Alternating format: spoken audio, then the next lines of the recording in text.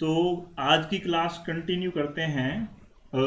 कल मैंने आपको बताया था HTML के बारे में। कल हमने शुरुआत की थी HTML से।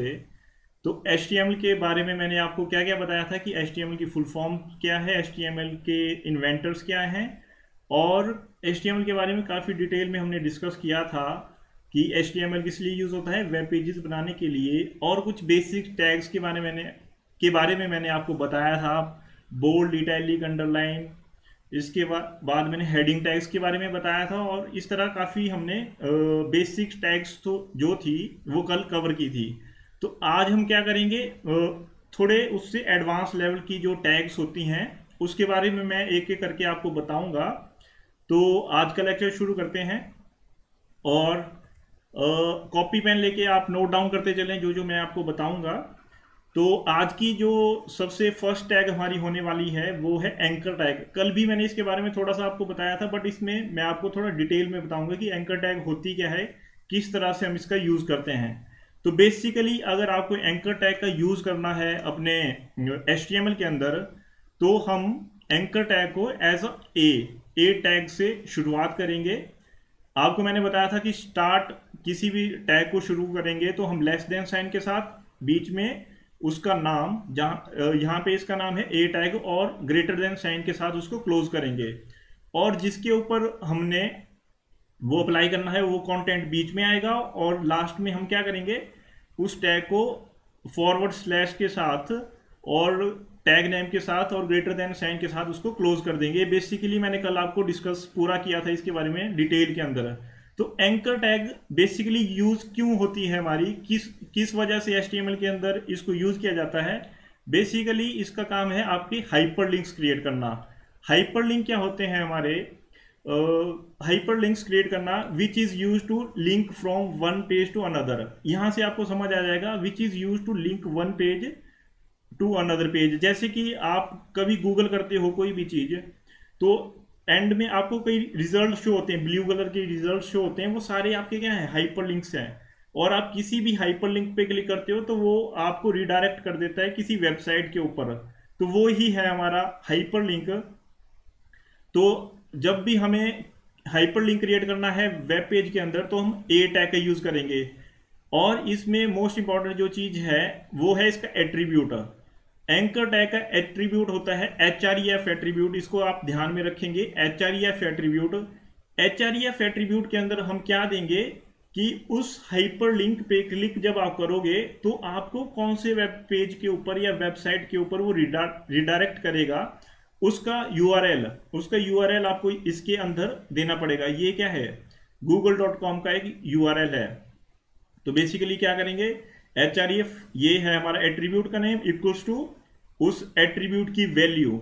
यहाँ पे हम पूरा उसकी वैल्यू दे देंगे, मतलब उसका यूआरएल सेंड कर देंगे, और यहाँ पे जिस कंटेंट को हमने एज अ हाइपरलिंक क्रिएट करना है वो यहाँ पे शो होगा। जिस कंटेंट को हमने एज अ हाइपरलिंक शो करना है वो यहाँ पे शो होगा, और लास्ट में हम क्या कर देंगे, अपनी जो टैग है उसको क्लोज कर देंगे फॉरवर्ड स्लैश के साथ और ए और ग्रेटर देन साइन के साथ। बेसिकली अगर मैं इसको आपको करके बताऊं, प्रैक्टिकली हम हर एक टैग को करेंगे इम्प्लीमेंट। तो मैंने आपको क्या बताया था, जब भी आप HTML का कोई डॉक्यूमेंट क्रिएट करेंगे उसके लिए आपके पास क्या होना चाहिए, एक टेक्स्ट एडिटर होना चाहिए। जैसे मेरे पास टेक्स्ट एडिटर है नोटपैड++। इसके अंदर मैं क्या करूंगा, एक HTML फॉर्म डिजाइन करूंगा। तो मैंने आपको बताया था फर्स्ट HTML से हम शुरुआत करेंगे, और इसके अंदर एक टैग आती है हमारी हेड टैग। हेड के अंदर हम लिखते हैं टाइटल टैग का यूज करते हैं। और टाइटल जैसे मान लीजिए कोई भी टाइटल, न्यू वेबसाइट, अगर मैं कोई टाइटल लेके चलूं और हेड को यहाँ पे, टाइटल को यहाँ पे क्या कर दूंगा, मैं क्लोज कर दूंगा, और ये आता है हमारा हेड टैग के अंदर। ये मैंने आपको कल करके बताया था जो बेसिक फॉर्मेट होता है HTML पेज को डिजाइन करने का।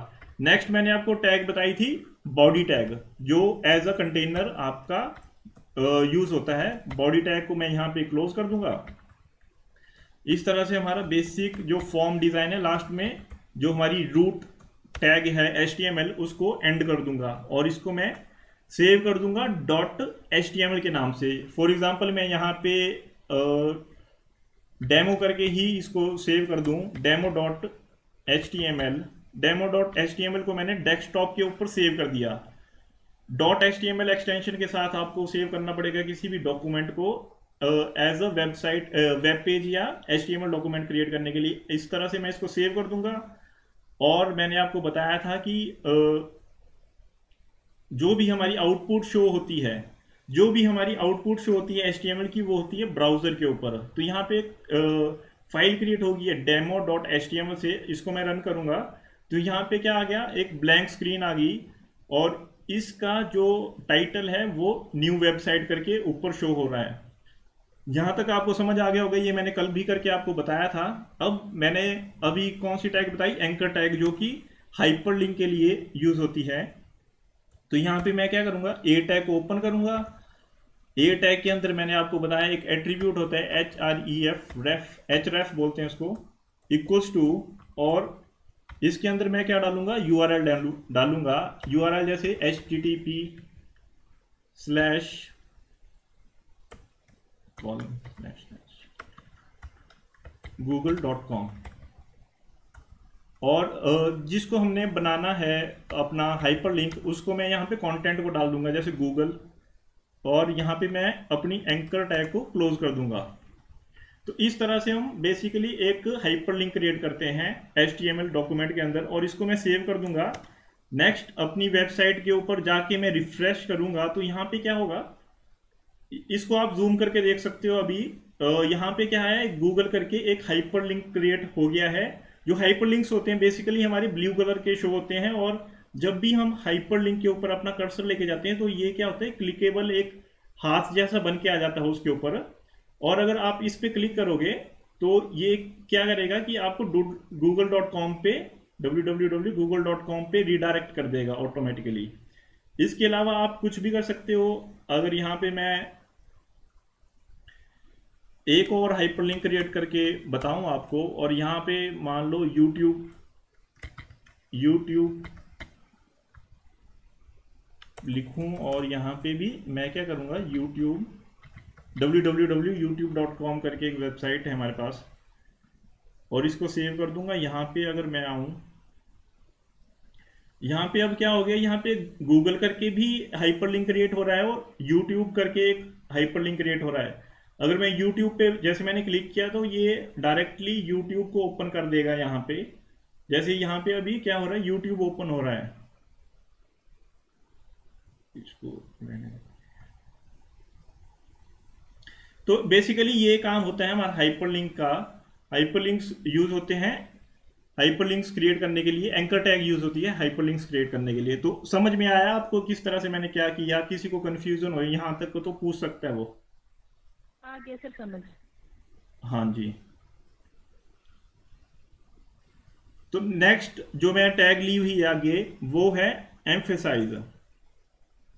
ये बेसिकली मैंने आपको कल करवाना था पर ये स्किप हो गया था कल के लेक्चर में। ये बहुत सिंपल टैग है, इसमें ज़्यादा कोई ऐसा कुछ समझने वाली बात नहीं है। इसमें सिंपली क्या करेंगे हम, एम्फेसाइज, जो एम्फेसाइज अगर किसी टेक्स्ट को करना है तो हम EM टैग, जैसे B टैग बोल्ड करने के लिए, I टैग इटैली के लिए, U टैग अंडरलाइन के लिए होता था, वैसे ही EM टैग एम्फेसाइज, किसी टेक्स्ट को एम्फेसाइज करना है हमें तो वो क्या करेगा, उसको कर देगा। अगर ओपन करके हम EM टैग लगाएं और एंड टैग से उसको क्या करें, क्लोज करें, जैसे बाकी टैग्स मैंने आपको कल बेसिक सी टैग्स बताई थी, तो ये क्या करेगा, एम्फेसाइज कर देगा।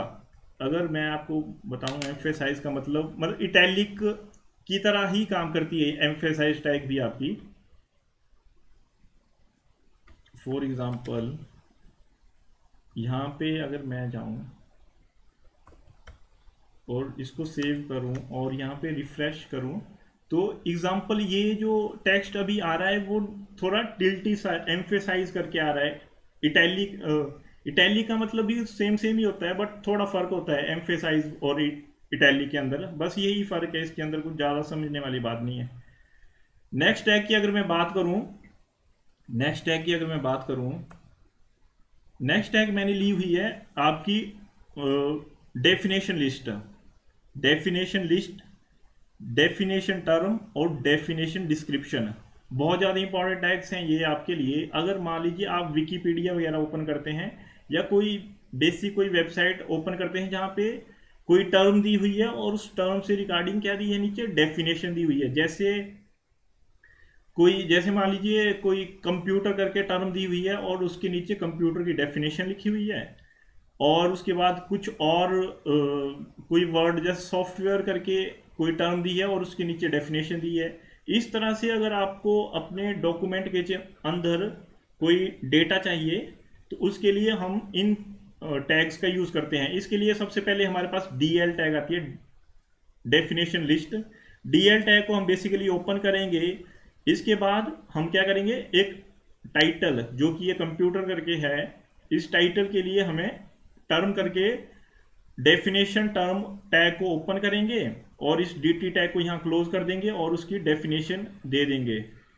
इस तरह से हम कई सारी टर्म्स एंड डेफिनेशंस क्रिएट कर सकते हैं। अगर मैं आपको क्रिएट करके बताऊं इसको, यहाँ पे मैं आता हूँ और यहाँ पे फॉर एग्जांपल मैं DL टैग से एक टैग क्रिएट करता हूँ। DL को यहाँ पे क्लोज कर देता हूँ,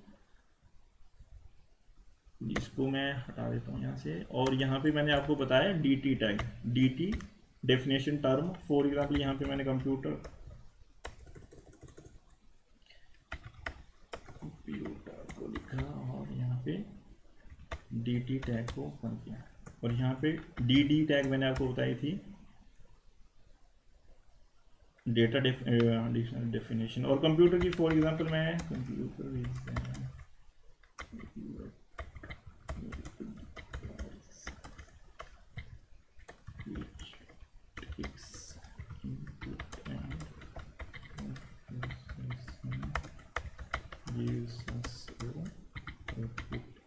फॉर एग्जाम्पल इस तरह से कुछ मैंने डेफिनेशन लिखी कंप्यूटर की, और इससे क्या होगा, हमारे आउटपुट पे क्या शो होगा, कंप्यूटर इस तरह से शो होगा। और इसके बाद इसकी क्या आ जाएगी, डेफिनेशन नेक्स्ट लाइन पे शो होगी। इस तरह से हम मल्टीपल डेटा को इंसर्ट कर सकते हैं। अगर मैं एक और डेटा को अगर इंसर्ट करके, जैसे मैंने आपको बताया, DT को यहाँ ओपन करूंगा, यहाँ पे मैं सॉफ्टवेयर लिखूंगा और DT को यहाँ पे क्लोज कर दूंगा। DD डेफिनेशन अगर मैं दूं, सॉफ्टवेयर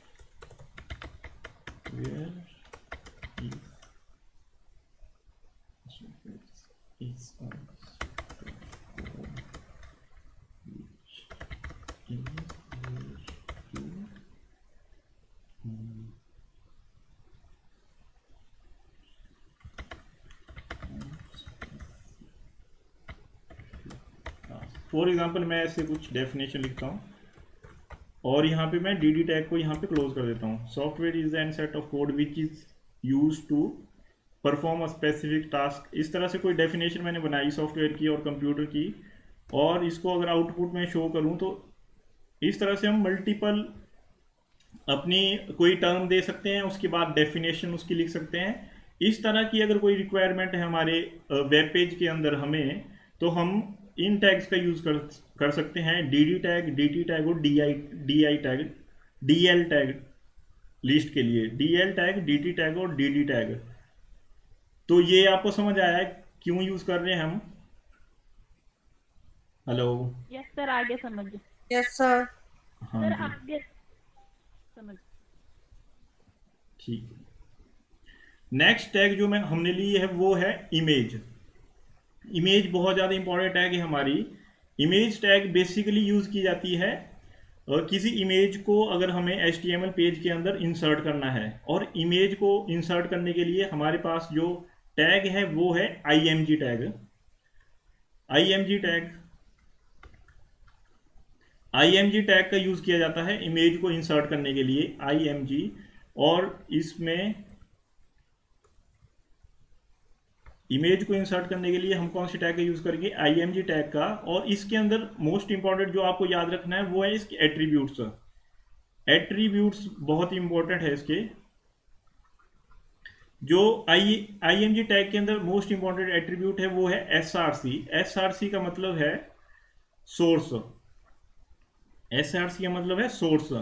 जो भी आप इमेज इंसर्ट करना चाहेंगे वेब पेज के अंदर, तो उसका क्या रिसोर्स है, वो कहाँ पे पड़ी हुई है, उसका प्रॉपर आपको उसका यूआरएल यहाँ पे देना पड़ेगा। उसका प्रॉपर यूआरएल यहाँ पे देना पड़ेगा ताकि वो उस सोर्स से उसको उठा के आपके वेब पेज पे लाके आपको शो कर सके। इसके अलावा जो मोस्ट इंपॉर्टेंट इसका एट्रीब्यूट है वो है अल्ट, ALT।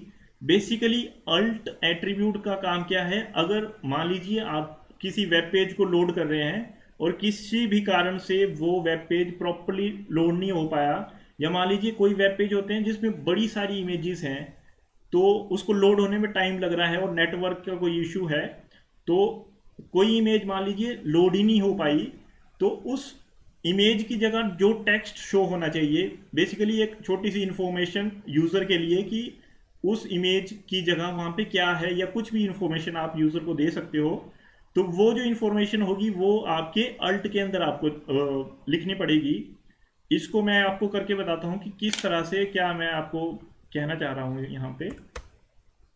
तो IMG टैग के लिए हम क्या करेंगे, अपने नोटपैड के ऊपर आएंगे, यहाँ पे जो हम कोड कर रहे हैं, और यहाँ पे कि मैं क्या करूँगा, IMG टैग को शुरू करूँगा IMG, और IMG हमारा क्या है, उसको क्लोज करने की जरूरत नहीं पड़ती। मतलब क्या है, ये एक एम्प्टी एलिमेंट जो मैंने आपको कल बताए थे, एम्प्टी एट्रीब्यूट्स है ये, इसको हमें क्लोज करने की जरूरत नहीं पड़ती जैसे बाकी टैग्स को करने की जरूरत पड़ती है। इसमें मैंने आपको बताया SRC एट्रीब्यूट है हमारे पास। और मैं अगर आपको बताऊं, यहाँ पे मेरा क्या है, डेमो करके मैंने फाइल को सेव किया हुआ है। यहीं पे मेरे पास इमेजेस हैं कुछ, अर्थ, फ्लावर और शाहिद करके। तो फॉर एग्जांपल मैं शाहिद की इमेज को यहाँ पे क्या करता हूँ, यूज़ करता हूँ, इसको इंसर्ट करता हूँ अपने वेब पेज पे, इसको शो करना चाहता हूँ। तो यहाँ पे मैं शाहिद डॉट, जो भी उस इमेज की एक्सटेंशन होगी, JPG करके उस फाइल की एक्सटेंशन है, वो आप देख सकते हो यहाँ पे। इसकी प्रॉपर्टीज में जाके आपको किसी भी फाइल के एक्सटेंशन का पता लग जाएगा। प्रॉपर्टीज में जाके ये उस फाइल की एक्सटेंशन है JPG करके। तो पूरी एक्सटेंशन के साथ आपको लिखना पड़ेगा shahid.jpg। तो इससे क्या होगा, ये इमेज आपकी उठ के आपके वेब पेज के ऊपर शो हो जाएगी। जैसे फॉर एग्जांपल मैं यहाँ पे गया, यहाँ पे मैंने रिफ्रेश किया, तो यहाँ पे क्या आ गया, जो इमेज थी वो यहाँ पे उठ के हमें शो हो जाएगी। ठीक है जी, हेलो, यस सर। हाँ जी, यस समझ सर। हाँ जी। तो इस तरह से हम कोई भी इमेज को हम इंसर्ट कर सकते हैं अपने वेब पेज के अंदर। और मैं अल्ट एट्रीब्यूट मैंने आपको बताया था, ALT। फॉर एग्जांपल यहाँ पे इमेज करके मैं कोई टेक्स्ट लिख देता हूँ, और यहाँ पे अगर मैं जाता हूँ, यहाँ पे अभी इसका कोई रोल नहीं होगा क्योंकि यहाँ पे क्या हो रहा है, इमेज उठ के आ रही है हमें। बट मान लो यहाँ पे मैं कोई एरर दे दूं, शाहिद की स्पेलिंग गलत कर दूं, जो कि फाइल हमारे फिर इसको मिलेगी नहीं कि ये कौन सी फाइल है हमारे डेस्कटॉप के ऊपर। तो ये क्या करेगा, वहां पे एरर शो नहीं करेगा, बट ये जो शाहिद इमेज करके हमें एक मैसेज वहां पे शो हो जाएगा। फॉर एग्जांपल यहाँ पे ये फाइल को लोड नहीं कर पाया, तो इसने क्या मैसेज दिया हमें, शाहिद इमेज करके, यहाँ पे कोई इमेज है, मतलब ना, समझ आया? Yes sir. ALT का समझ आया ना? Yes sir. हाँ जी, कोई इमेज अगर लोड नहीं होगी तो उस टाइम पे ALT का काम आएगा हमें। और इसके अलावा भी हमारे पास कुछ एट्रीब्यूट्स होते हैं इसके इमेज के, जैसे हाइट एट्रीब्यूट, विड्थ एक एट्रीब्यूट है हमारे पास। फॉर एग्जांपल मैं इसकी साइज इंक्रीज डिक्रीज अगर करूं तो हाइट विड्थ उसकी सेट कर सकता हूं। यहाँ पे क्या होगा, जैसे आपने अपनी फेसबुक पे देखा होगा कि जो आपकी प्रोफाइल पिक्चर है वो छोटी सी दिखाई देती है, इस तरह से कुछ। और कई जगह उसका क्या होता है कि सर्कल में दिखाई देती है इस तरह। जैसे यहाँ पे मेरी प्रोफाइल पिक्चर दिखाई दे रही होगी आपको, छोटी सी, थोड़ा सर्कल में दिखाई दे रही है। तो इसको अगर हमें कुछ करना है इन इमेजेस के ऊपर, तो इसके लिए हम CSS का यूज़ करते हैं। CSS वैसे हम एक दो लेक्चर्स के बाद पढ़ेंगे कि किस तरह से हम CSS से इम्पैक्ट्स डाल सकते हैं इमेजेस के ऊपर। तो एक CSS का फीचर होता है बॉर्डर रेडियस। अगर बॉर्डर रेडियस को हम ऊपर नीचे करें तो क्या होगा कि जो हमारी रेक्टेंगुलर इमेज दिखाई दे रही थी, यहाँ पे आप देख सकते हो इम्पैक्ट, रेक्टेंगुलर इमेज दिखाई दे रही थी वो सर्कल में आ रही है अभी। तो इस तरह से हम CSS का यूज़ करेंगे, वो आपको एक दो लेक्चर के बाद में बताऊंगा कि CSS किस तरह से आप यूज़ कर सकते हो, कैसे कैसे इनलाइन CSS, एक्सटर्नल CSS क्या होती है, इसके बारे में मैं बताऊंगा आपको एक दो लेक्चर्स के बाद। तो बेसिकली इमेज टैग के बारे में इतना ही था। इमेज टैग में आपने IMG को याद रखना है और इसके एट्रीब्यूट्स सोर्स और ALT को याद रखना है, बस ये इंपॉर्टेंट है आपके लिए।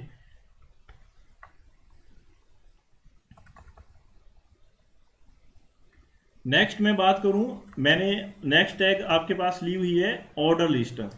ऑर्डर लिस्ट क्या करती है हमारी, फॉर एग्जांपल अगर आपको कोई लिस्ट क्रिएट करनी है, फॉर एग्जांपल मैं अगर बात करूं, मान लीजिए कोई लिस्ट 1 2 3 4 करके कोई लिस्ट क्रिएट करनी है, तो एक क्या है, एक प्रॉपर ऑर्डर है। इस तरह से कोई भी लिस्ट अगर आपको क्रिएट करनी है तो आप OL टैग का यूज़ करेंगे, OL टैग का यूज़ करेंगे और इसके अंदर जितनी भी आइटम्स को आप इंसर्ट करना चाहते हैं उतनी LI टैग्स का यूज़ करेंगे। इसका मतलब क्या है, list items, list item LI tag का यूज़ करेंगे जितनी भी आइटम्स आपको उस लिस्ट के अंदर चाहिए होंगी। तो आप इस तरह से मल्टीपल लिस्ट क्रिएट कर सकते हैं या लिस्ट के अंदर भी लिस्ट क्रिएट कर सकते हैं। बेसिकली OL टैग आपको याद रखना है। ऑर्डर लिस्ट के लिए आपको क्या करना है, OL टैग का यूज़ करना है। और इसका एक मोस्ट इंपॉर्टेंट एट्रीब्यूट है आपका टाइप। टाइप एट्रीब्यूट्स क्या करता है वो मैं आपको थोड़ा करके बताता हूँ कि किस तरह से इसको हम यूज़ करेंगे। फॉर एग्जाम्पल यहाँ पे मैं क्या करता हूँ, OL टैग को शुरू करता हूँ और OL टैग के अंदर फर्स्ट आइटम मैं कोई क्रिएट करता हूँ, लिस्ट आइटम और इसमें MCA1 अगर मैं डाल दूँ और LI को यहाँ पे क्लोज कर देता हूँ। इसी तरह से मैं मल्टीपल LI टैग्स को क्या करता हूँ, क्रिएट कर देता हूँ इसके अंदर।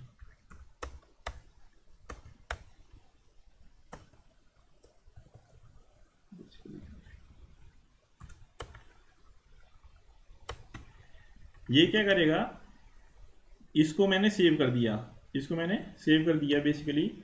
और इसको ब्राउज़र पे अगर मैं इसकी आउटपुट को देखूं तो यहाँ पे क्या हुआ, एक लिस्ट क्रिएट होगी जिसमें 1 में क्या है MCA1, 2 में क्या है MCA2 और 3 में क्या है MCA3।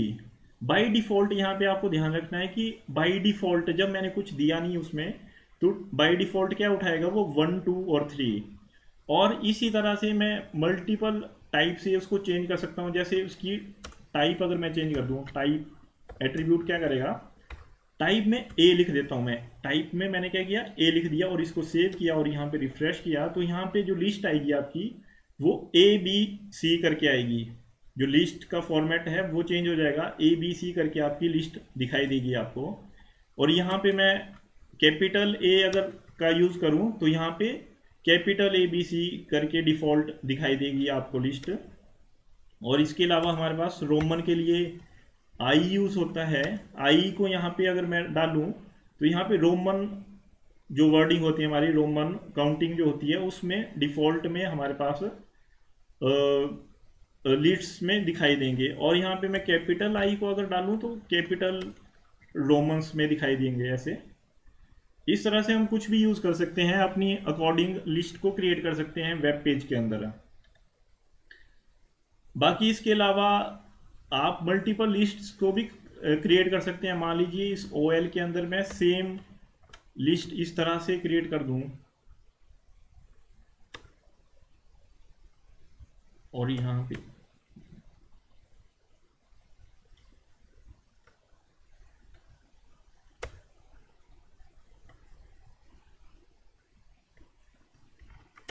इस तरह से हम लिस्ट के अंदर लिस्ट भी क्रिएट कर सकते हैं अपने अकॉर्डिंग, जो भी हमारी रिक्वायरमेंट है।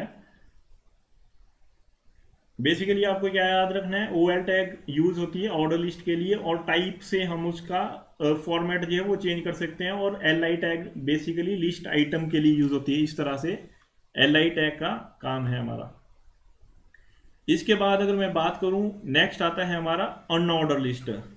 अनऑर्डर लिस्ट भी हमारी ऑर्डर लिस्ट की तरह ही है, बट इसमें डिफरेंस ये है कि ऑर्डर लिस्ट में हम एक proper order 1 2 3 ABC Roman counting इस तरह से यूज करते हैं, और अनऑर्डर लिस्ट में हम जो लिस्ट्स बनाएंगे उसके आगे प्रॉपर ऑर्डर नहीं होगा, उसके आगे हम कुछ डॉट्स यूज करेंगे, बुलेट्स का यूज करेंगे, सर्कल का यूज करेंगे, स्क्वायर का यूज करेंगे, जैसे मैंने यहाँ पे आपको लिखा हुआ है यहाँ पे बाय डिफॉल्ट।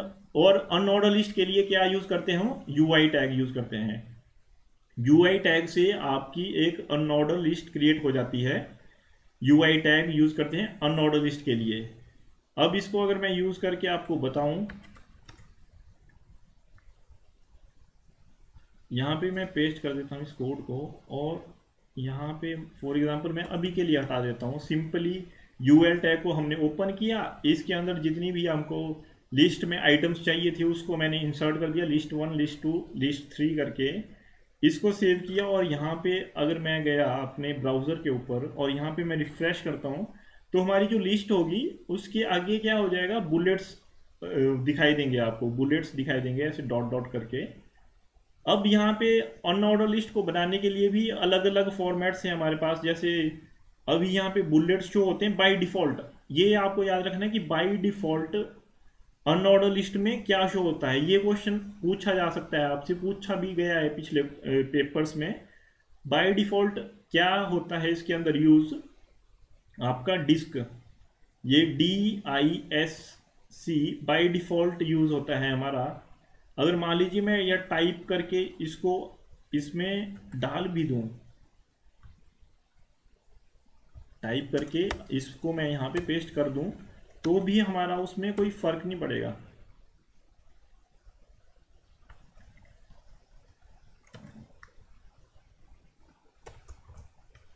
तो भी हमारे यहाँ पे कोई फर्क नहीं पड़ेगा, सेम एज आ जाएगा जैसे पहले आया था हमारा। तो बाय डिफॉल्ट डिस्क होता है इसके अंदर। इसके अलावा हम यूज कर सकते हैं सर्कल। यहाँ पे मान लीजिए मैं सर्कल का यूज करूँ और यहाँ पे मैं सेव करूँ रिफ्रेश करके, तो यहाँ पे क्या होगा, बुलेट्स की जगह कुछ सर्कल से दिखाई देंगे आपको। ये इसको आप जूम करके देख सकते हो, यहाँ पे क्या दिखाई दे रहा है, अभी सर्कल्स में कन्वर्ट हो जाएगा वो।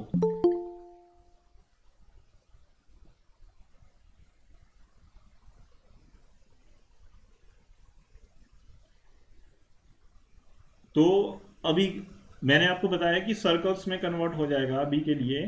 नेक्स्ट जो हमारे पास होता है वो स्क्वायर यूज होता है। तो स्क्वायर को भी हम जैसे यहाँ पे डाल दूं, मैं अगर सेव करूं और यहाँ पे रिफ्रेश करूं इसको, तो यहाँ पे अब क्या होगा, हमारी जो ऑर्डर लिस्ट थी उसमें क्या होगा, बुलेट्स की जगह स्क्वायर में दिखाई देगा या सर्कल की जगह स्क्वायर्स में दिखाई देगा। और मान लीजिए हमें कोई ऐसी लिस्ट अनऑर्डर लिस्ट बनानी है जिसमें हमें इसमें से कुछ भी नहीं चाहिए, तो उसके लिए एक और टाइप की वैल्यू आती है हमारे पास, टाइप एट्रीब्यूट की वैल्यू आती है, उसका नाम है नन। अगर नन को हम यहाँ लिखें तो यहाँ पे हमारे आउटपुट के अंदर हमें कुछ भी शो नहीं होगा, हमारे आउटपुट के अंदर कुछ भी शो नहीं होगा आपके लिस्ट के आगे, यहाँ पे ब्लैंक लिस्ट शो होगी हमें। इस तरह से हमारा UL टैग काम करता है। हेलो, किसी को डाउट हो यहां तक तो पूछ सकता है वो। No sir. सर जो ये डिस्क स्क्वायर है ना, तो इनको क्या बोलते हैं, मतलब ये एट्रीब्यूट है सर कि क्या है ये डिस्क, ये एट्रीब्यूट हमारा क्या है, जो टाइप है हमारा वो हमारा एट्रीब्यूट है। और टाइप की कुछ ना कुछ वैल्यू होगी, तो टाइप की ना 4 टाइप्स की वैल्यू होती हैं, एक डिस्क, एक सर्कल, एक स्क्वायर और एक नन। इसमें से आप किसी को भी यूज कर सकते हैं। आपको क्वेश्चन में आ सकता है कि इसमें से कौन सी वैल्यू नहीं है, ऑप्शन में मे बी इनमें से किसी एक को नहीं दिया जाए, इसकी जगह कुछ और दिया जाए। तो क्योंकि 4 ऑप्शंस में मान लीजिए 3 में यही ऑप्शन हो और फोर्थ ऑप्शन कुछ और दिए हो, तो ये भी पूछ सकते हैं आपके टाइप की वैल्यू कौन सी नहीं होती ऑर्डर लिस्ट के अंदर। इस तरह से भी आपका क्वेश्चन बन सकता है। और डिफॉल्ट वाला तो मैंने ये क्वेश्चन देखा भी था कि टाइप की डिफॉल्ट वैल्यू कौन सी होती है, तो टाइप की डिफॉल्ट वैल्यू डिस्क होती है हमारी, DISC। ठीक है जी, टाइप आपका एट्रीब्यूट है और इसकी वैल्यूज हैं ये 4 टाइप की वैल्यूज।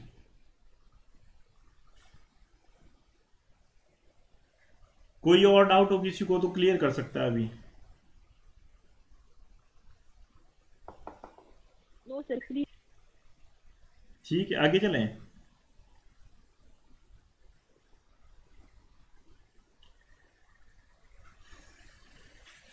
नेक्स्ट एट्रीब्यूट जो मैंने लिया है वो है स्क्रोलिंग टेक्स्ट। स्क्रोलिंग टेक्स्ट क्या करता है हमारा, अगर मान लीजिए कोई टेक्स्ट है हमारा वेबसाइट के अंदर, उसको आपको क्या करना है, ऐसे मूव करना है इधर से उधर तक। वो मूवमेंट लेफ्ट टू राइट भी हो सकती है और राइट टू लेफ्ट भी हो सकती है, टॉप टू बॉटम भी हो सकती है और बॉटम से अप भी हो सकती है। तो अगर इस तरह को कोई इफेक्ट आप अपने वेब पेज के अंदर डालना चाहते हैं तो उसके लिए आप स्क्रोलिंग टेक्स्ट करोगे, और स्क्रोल करने के लिए आपके लिए जो टैग अवेलेबल है वो है आपकी marquee tag. Marquee tag use होती है हमारा स्क्रोलिंग करने के लिए टेक्स्ट को। Marquee tag is a container tag of HTML is implemented for creating scrollable text or image within a web page from neither left to right or vice versa, मतलब right से left also, और top to bottom and vice versa bottom to up, जैसे मैंने आपको अभी बताया। For example मैं यहाँ पे किसी एक को अगर कॉपी करके अपने कोड के अंदर इंसर्ट करूँ, तो यहाँ पे मैंने क्या किया, एक मार्क्यू टैग को मैंने क्या किया, ओपन किया। मार्क्यू टैग मैंने आपको बताया कोई भी टैग ओपन होगी लेस देन साइन के बाद, और उसके बाद मैंने क्या किया, उसमें उस टैग का नाम लिखा। और ये क्या है, इसके एट्रीब्यूट्स हैं, मार्क्यू के एट्रीब्यूट्स हैं। एक बिहेवियर एट्रीब्यूट है, इसकी वैल्यू हमेशा होगी स्क्रोल। नेक्स्ट एट्रीब्यूट है हमारा डायरेक्शन, इसकी वैल्यू फॉर एग्जांपल मैंने यहाँ पे अप दी हुई है, और इसकी वैल्यू मैं यहाँ पे चेंज कर देता हूँ फॉर एग्जांपल अभी के लिए, अब करके भी आपको बताऊंगा। नेक्स्ट मैं आपके सामने एक और एट्रीब्यूट है स्क्रोल अमाउंट। इसका मतलब ये, इसकी वैल्यू 1 का मतलब है कि जो मूवमेंट होगी किसी टेक्स्ट की उसकी स्पीड कितनी होगी। स्क्रोल अमाउंट का मतलब ये है जितनी ज़्यादा आप इसकी वैल्यू इंक्रीज करते जाओगे उतनी फास्ट मार्क्यू मूव करेगा। तो फॉर एग्जांपल यहाँ पे मैंने फिर ये जो है टेक्स्ट, इसके ऊपर हमने मार्क्यू लगाना है, और यहाँ पे मार्क्यू टैग को मैंने क्या कर दिया, क्लोज कर दिया। फॉर एग्जांपल जैसे हम किसी भी टैग को नॉर्मली क्लोज करते हैं फॉरवर्ड स्लैश के साथ। इसको अगर मैं सेव करके अपने वेब पेज के अंदर आपको रन करके बताऊं, तो यहाँ पे क्या होगा, बहुत स्लो हो गया, थोड़ा इसकी स्पीड में इंक्रीज कर देता हूं। फॉर एग्जाम्पल अभी क्या होगा, आपको एक मूव करता हुआ टेक्स्ट दिखाई दे रहा होगा, इस टाइम पे स्क्रीन पे दिखाई दे रहा है सबको। Yes sir. सबको दिखाई दे रहा है। Yes sir. हाँ, तो इस तरह से अगर हमने किसी टेक्स्ट को मूव करना है लेफ्ट टू राइट या राइट टू लेफ्ट, तो उसके लिए हम क्या यूज करेंगे, मार्क्यू टैग का यूज करेंगे। बेसिकली अगर फॉर एग्जांपल अगर मैं HPSSB की वेबसाइट पे लेके जाऊं आपको, तो यहाँ पे भी आप देख सकते हो, यहाँ पे एक नोटिफिकेशन है for any latest information click on notification. ये जो यहाँ पे इन्होंने ये जो लगाया हुआ, ये भी क्या है, मार्क्यू टैग है हमारा। अभी क्या कर रहा है, ये राइट से लेफ्ट को मूव कर रहा है ना। Yes sir. देखो जितनी भी हमारी वेबसाइट्स होती है ना, वो HTML उसमें यूज होता है। अगर आप किसी भी वेबसाइट के अंदर, जैसे फॉर एग्जांपल ये हमीरपुर बोर्ड की वेबसाइट है, इसको मैं अगर इंस्पेक्ट करके आपको बताऊं, तो ये जो कोड है, ये पूरा का पूरा HTML का कोड है यहाँ पे लिखा हुआ। ये जो पूरा का पूरा देखो, यहाँ पे हेड टैग यहाँ पे ओपन की हुई है इन्होंने। सबसे पहले HTML टैग ओपन की है, फिर हेड टैग, उसके बाद बॉडी टैग देखो यहाँ पे ओपन करी हुई है इन्होंने। इस तरह से HTML का कोड लिखा जाता है हर एक वेबसाइट के अंदर। कोई भी वेबसाइट बनानी है तो देखो यहाँ पे ये जो मार्क्यू है, ये मार्क्यू टैग, ये जो टेक्स्ट है इसमें मार्क्यू को यूज किया हुआ है इन्होंने। और यहाँ पे मैंने जैसे बताया इसका एट्रीब्यूट है एक बिहेवियर, इसको स्क्रॉल रखा है, डायरेक्शन लेफ्ट की हुई है इसमें। अगर मैं यहाँ पे इसकी भी डायरेक्शन चेंज कर दूँ, जैसे राइट कर दी मैंने इसकी डायरेक्शन यहाँ पे हमीरपुर बोर्ड की वेबसाइट में, तो ये क्या करेगा, राइट साइड को मूव करने लग जाएगा। अब देखो ये जो स्क्रॉल हो रहा है, देख रहे हो आप? Yes, sir. ये पहले मूवमेंट लेफ्ट साइड को अगर रहा, यहाँ पे मैंने इनका कोड चेंज कर दिया तो ये अब राइट साइड को मूवमेंट करने लग गया।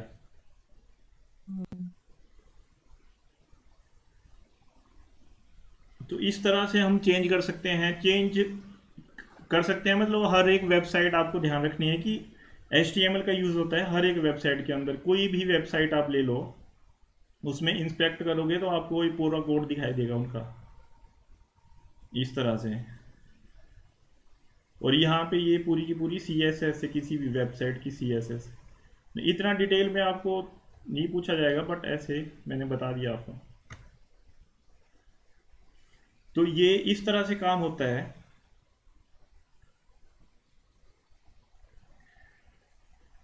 अब मैंने इसमें 2-3 और लिए हैं, आपको मूवमेंट करके मैं अगर बताऊं इनकी, इन सबको मैं यहाँ पे पेस्ट कर दूं। जो सेकंड वाला है हमारा, उसमें हमने इसकी डायरेक्शन राइट दी है, फर्स्ट की डायरेक्शन लेफ्ट दी है, और थर्ड की डायरेक्शन फिर से हमने लेफ्ट दी है, बट इसकी स्पीड हमने थोड़ी इंक्रीज कर दी हुई है यहाँ पे। और नेक्स्ट की डायरेक्शन भी हमारी राइट है। अगर इन सबको अगर मैं यहाँ पे रन करूँ तो कुछ इस तरह से देखो, कोई तेज चल रहे हैं, कोई स्लो स्पीड में चल रहे हैं, कई बहुत ज़्यादा स्लो में चल रहे हैं, कई राइट मूव कर रहे हैं, कई लेफ्ट मूव कर रहे। अप कर दूं अगर किसी को, तो मैं यहाँ पे अप कर दूंगा सिंपली।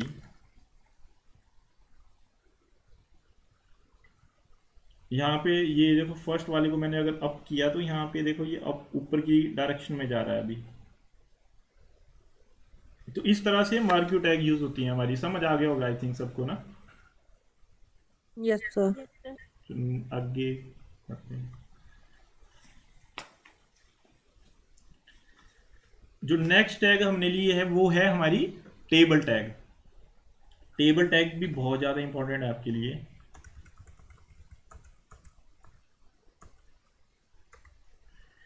जो टेबल टैग है, टेबल टैग बेसिकली यूज की जाती है हमारी किसी भी टेबल को क्रिएट करने के लिए।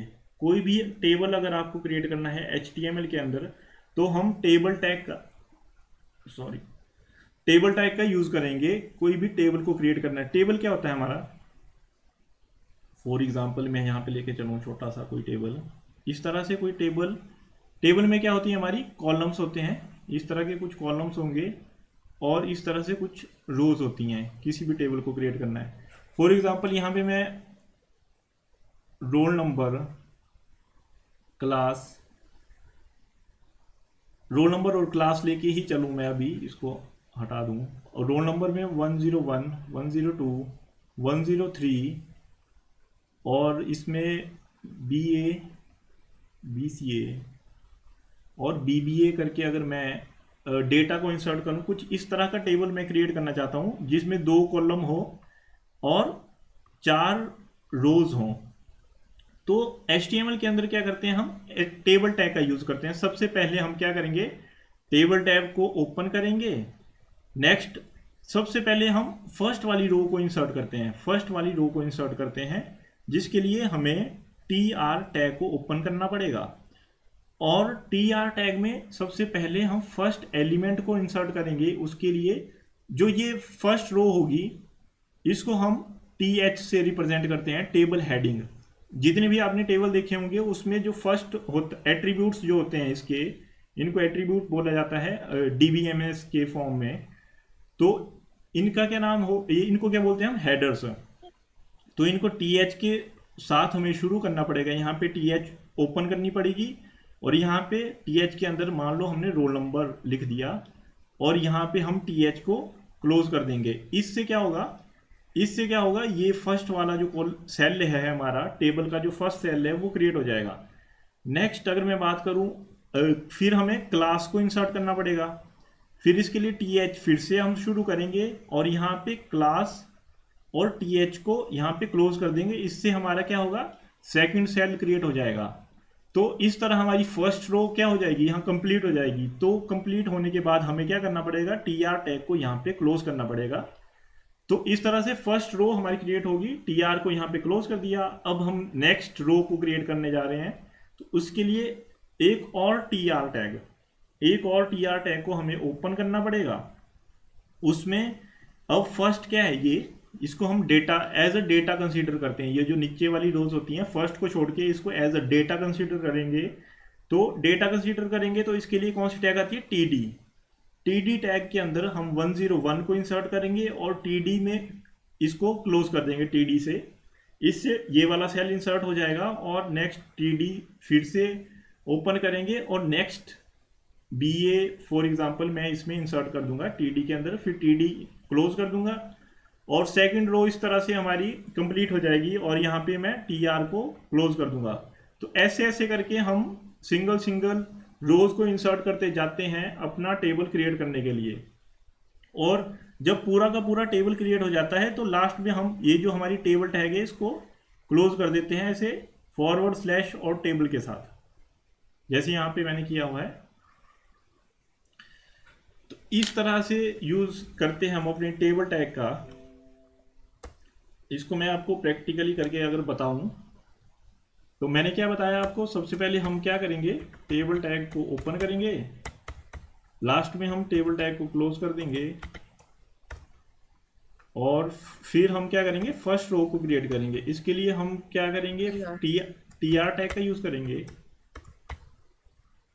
TR को यहाँ क्लोज कर देंगे और यहाँ पे हम क्या करेंगे, फर्स्ट TH को ओपन करेंगे। TH के अंदर मैंने आपको बताया था रोल नंबर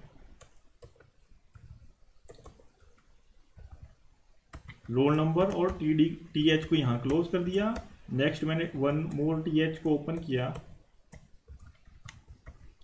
और यहाँ पे फॉर एग्जांपल मैंने आपको बताया था क्लास, और यहाँ पे मैंने TH को क्लोज कर दिया। तो इस तरह से हमारी फर्स्ट रो जो है, फर्स्ट रो क्रिएट हो जाएगी। अगर देखते हैं इसकी आउटपुट अगर मैं बताऊं तो यहाँ पे क्या होगा, फर्स्ट रो क्रिएट होगी जिसमें फर्स्ट जो है कॉलम वो रोल नंबर और उसके बाद क्लास। अब हम सेकंड रो क्रिएट करेंगे इसी तरह से। TR को यहाँ पे मैं ओपन करूंगा, इसमें TD को फर्स्ट डेटा को अगर मैं इंसर्ट करूँ 101 रोल नंबर को और यहाँ पे TD को क्लोज कर दूंगा। नेक्स्ट मैं एक और TD को ओपन करूंगा और क्लास फॉर एग्जांपल मैंने आपको BA बताया था और यहाँ पे TD को क्लोज कर दूंगा और इस तरह से हमारी सेकंड रो भी जनरेट हो जाएगी। अब इसको सेव करके अगर मैं देखूं क्या इम्पैक्ट पड़ता है हमारी आउटपुट के ऊपर, तो इस तरह से सेकंड रो भी क्रिएट हो जाएगी हमारी आउटपुट के अंदर 101 और BA। इस तरह से हम मल्टीपल रोज को क्रिएट कर सकते हैं। एक दो रोज मैं और अगर इंसर्ट करके आपको बताऊं, यहाँ पे इसको मैं कॉपी और पेस्ट, यहाँ पे रो नंबर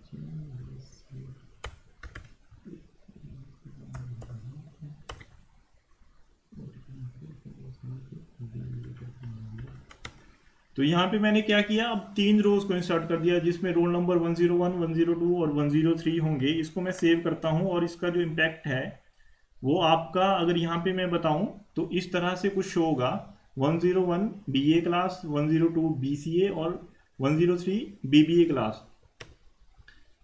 इस तरह से हमारा टेबल क्रिएट हो जाएगा कोई भी। और टेबल टैग के अंदर हमारे पास टेबल टैग का एक एट्रीब्यूट होता है जिसका नाम है बॉर्डर एट्रीब्यूट को अगर मैं यूज करूं, यहाँ पे मैं बॉर्डर की वैल्यू 2 दे देता हूं, तो इसका मैं रिफ्रेश करके बताऊं तो यहां से देखो इस तरह से कुछ टेबल क्रिएट हो जाएगा। समझ आया आपको ये? Yes sir. Excuse me, sir.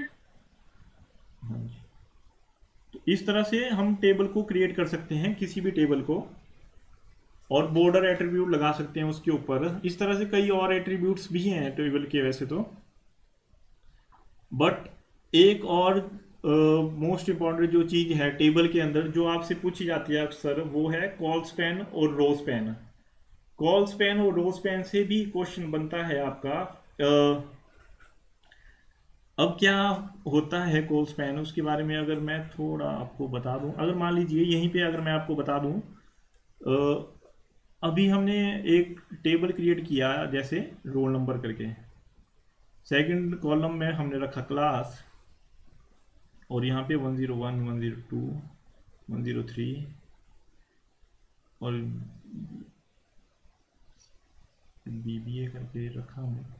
मान लो यहाँ पे हम एक और कॉलम इंसर्ट करना चाहते हैं, जैसे कोई भी एड्रेस लेके, एड्रेस हम एक कॉलम इंसर्ट करना चाहते हैं, और एड्रेस के अंदर फॉर एग्जांपल मान लो हमारे पास एक कॉरस्पॉन्डेंस एड्रेस है, एक परमानेंट एड्रेस है, तो हम यहाँ पे क्या करेंगे, यहाँ पे एक डबल कॉलम बना देंगे पूरे एड्रेस के नीचे। तो अगर इस तरह का कुछ हमें करना है तो हमें कॉल स्पैन यूज करना पड़ेगा एड्रेस फील्ड के ऊपर। एड्रेस के ऊपर हमें कॉल स्पैन यूज करना पड़ेगा ताकि वो क्या करे, दो कॉलम्स को कवर कर ले। कॉल स्पैन यूज होता है इसके लिए। और एड्रेस के अंदर हम क्या करेंगे, जैसे फर्स्ट यहाँ पे कुछ एड्रेस डाल देंगे, यहाँ पे कुछ और एड्रेस डाल देंगे। इसको मैं अगर करके बताऊं प्रैक्टिकली, कुछ इस तरह का अगर काम हमें करना है तो हम स्पैन का यूज करते हैं बेसिकली। तो यहाँ पे मैंने क्या किया, यहाँ पे एक TH टैग और बना दी, इसका अंदर रख दिया हमने एड्रेस, और यहाँ पे मैंने TH को क्लोज कर दिया, और इसको मैंने सेव कर दिया। और यहाँ पे इसकी रिगार्डिंग मैंने नीचे क्या कर दिया, TD में एक एड्रेस डाल दिया मैंने मंडी, और ये परमानेंट एड्रेस, और ये कॉरस्पॉन्डिंग एड्रेस अगर मैं सुंदर नजर डाल दूँ, और TD यहाँ पे मैं क्लोज कर देता हूँ। सेकंड रो में भी अगर मैं TD यहाँ पे शिमला डाल दूँ, और TD में यहाँ पे मैं कुछ इस तरह का डाल देता हूँ, और थर्ड अगर मैं इस तरह का डाल देता हूँ,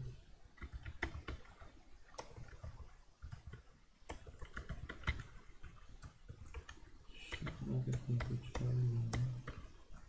और यहाँ पे कुछ और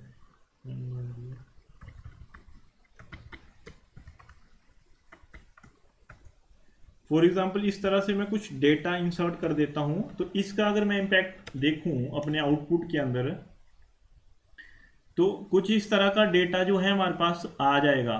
यहाँ पे आप देख सकते हो जो एड्रेस है उस पे मैंने कोई अभी कॉल स्पैन यूज नहीं किया, तो एड्रेस क्या है वो थर्ड कॉलम के अंदर ही आ रहा है। अब हमने एड्रेस को क्या करना है, यहाँ पे पूरे थर्ड कॉलम और फोर्थ कॉलम के ऊपर अगर ये दिखे तो उसके लिए हम क्या करेंगे, कॉल स्पैन कर देंगे। कॉल स्पैन का यूज करेंगे एड्रेस के अंदर। यहाँ पे क्या करेंगे हम, col span, col span equals to कितने कॉलम्स के ऊपर करना है हमने, 2 के ऊपर, तो इसकी वैल्यू क्या होगी 2। तो अब अगर हम इसे रिफ्रेश करें तो यहाँ पे क्या आएगा, एड्रेस का क्या होगा, थर्ड कॉलम के ऊपर और फोर्थ कॉलम के ऊपर, दोनों के ऊपर शो होगा एड्रेस। तो इस तरह से हम कॉल स्पैन का यूज करते हैं। और वैसे ही अगर मैं रो स्पैन भी एक एट्रीब्यूट है हमारा TH या TD के अंदर। अगर मान लीजिए मुझे क्या करना है कि ये रोल नंबर 101 है, इसी को फर्स्ट 2 रोज के अंदर मैं शो करना चाहता हूँ, और 102 को मैं क्या करना चाहता हूँ, यहाँ से हटाना चाहता हूँ। तो मैं क्या करूँगा, 102 को यहाँ से हटा दूंगा, और TD के अंदर अब फॉर एग्जांपल अभी मैं आपको रिफ्रेश करके बताऊं तो कुछ इस तरह से हमारा जो टेबल है वो इंटरप्ट हो जाएगा और डेटा उथल पुथल हो जाएगा। इसके लिए हम क्या करेंगे, अपना जो 102 है वहां पे कॉल रो स्पैन का यूज करूंगा, और हमने किस पे, दो के ऊपर ही, टू रोज के ऊपर आए, तो इसके लिए हम क्या करेंगे, यहाँ पे इस तरह से कुछ अपने डेटा को एडजस्ट करेंगे। और 101 अब क्या हो रहा है, डबल रोज के अंदर शो हो रहा है, 101 डबल रोज के अंदर शो होगा आपको। हाँ जी, किसी को समझ आया या किसी को कोई डाउट हो तो पूछ सकता है अभी। कॉल स्पैम और रो स्पैम में भी थोड़ा सा कंफ्यूजन हो रहा है, क्योंकि अच्छा, बेसिकली कई बार क्या होता है कि हमें इस तरह का डेटा भी क्रिएट करना पड़ता है ना, जैसे एड्रेस है किसी का, कॉरस्पॉन्डेंट्स एड्रेस किसी का, परमानेंट एड्रेस मान लीजिए, तो उसका जो हेडिंग है उसमें तो हमें एड्रेस ही चाहिए, बट टेबल्स के अंदर इस तरह से हमें कोई टेबल क्रिएट करना है। तो अगर ये क्या होते हैं हमारे, ये हमारे कॉलम्स हैं, कॉलम्स 4 कॉलम्स है इस टेबल के अंदर। तो फर्स्ट कॉलम के अंदर तो हमें रोल नंबर दिखाई दे, और सेकंड कॉलम के अंदर क्लास दिखाई दे, और जो थर्ड और फोर्थ कॉलम है उसमें हमें क्या करना है, एड्रेस को ही शो करना है। मतलब जो हमारा एड्रेस है वो 2 कॉलम्स को कवर करेगा, तो कॉल स्पैन की वैल्यू हम क्या कर देंगे, 2। अगर मान लीजिए हमें एक और, मान लीजिए यहाँ पे मैं एक और एड्रेस शो करना चाहूँ, तो कॉल स्पैन की वैल्यू इंक्रीज हो जाएगी, कॉल स्पैन की वैल्यू 2 से इंक्रीज हो जाएगी। जैसे मैं अगर करूँ यहाँ पे,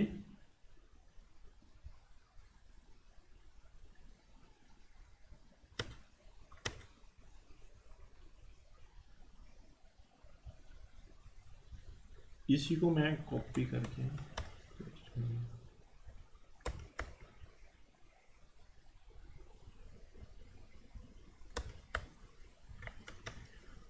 अब मान लीजिए यहाँ पे अब मैंने एक और रो इंसर्ट कर दी, एक और कॉलम इंसर्ट कर दिया, तो हम कॉल स्पैन की वैल्यू, मान लीजिए हमें ये जो एड्रेस है वो तीनों रो के ऊपर आना चाहिए, तो हम कॉल स्पैन की वैल्यू क्या कर देंगे, 3। कॉल स्पैन की वैल्यू डिपेंड करती है नंबर ऑफ कॉलम्स आपको कितने कवर करने हैं उसके अंदर। तो यहाँ पे अभी मैंने कॉल स्पैन की वैल्यू क्या रखी है, 2 ही रखी है, तो ये 2 पे ही आ रहा है अभी। अगर मैं यहाँ पे इसकी वैल्यू 3 कर दूं, तो यहाँ क्या होगा आपका, इसका क्या इम्पैक्ट पड़ेगा, ये एड्रेस जो है अब हमारे तीनों रोज के ऊपर शो होगा, तीनों कॉलम्स के ऊपर शो होगा, सॉरी, तीनों कॉलम्स के ऊपर शो होगा। इस तरह से हम कॉल स्पैन का यूज करते हैं। और रो स्पैन अभी मैंने मान लो 101 डबल रोज के ऊपर लगाया है, अब मैं तीनों रोज के ऊपर भी कर सकता हूँ। 103 को मेरे को यहाँ से हटाना पड़ेगा, उसके लिए 103 को मैं यहाँ से रिमूव कर दूँ, और जो रो स्पैन है 101 का, इसको इंक्रीज कर दूँ। बेसिकली इसको मैं सेव करता हूँ, और यहाँ पे जैसे मैंने रिफ्रेश किया तो 101 अब तीनों रोज के अंदर दिखाई दे रहा है हमको। समझ आया? Hello? Yes, sir.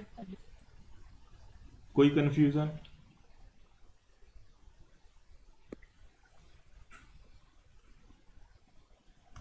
Clear clear है? Yes sir.